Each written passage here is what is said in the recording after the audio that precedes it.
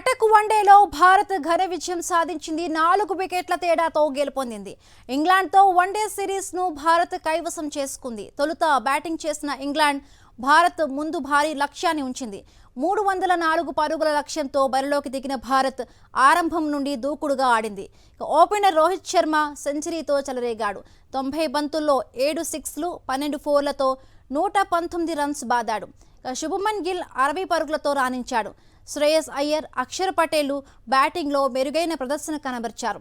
3 వన్డేల సిరీస్ను 2-0 తేడాతో కైవసం చేసుకుంది టీమిండియా.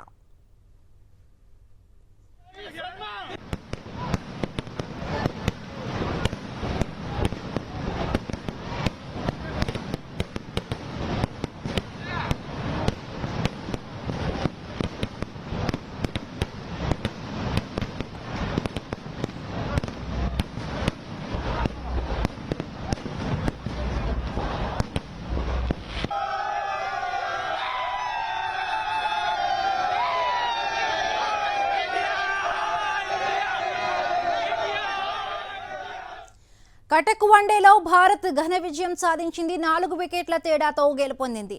ఇంగ్లాండ్తో వన్డే సిరీస్ను భారత్ కైవసం చేసుకుంది. తొలుత బ్యాటింగ్ చేసిన ఇంగ్లాండ్ భారత్ ముందు భారీ లక్ష్యాన్ని ఉంచింది.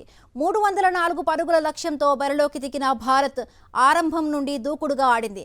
ఓపెనర్ రోహిత్ శర్మ సెంచరీతో చెలరేగాడు. 90 బంతుల్లో 7 సిక్స్లు 12 ఫోర్లతో 119 రన్స్ బాదాడు. శుభమన్ గిల్ 60 పరుగులతో రాణించాడు.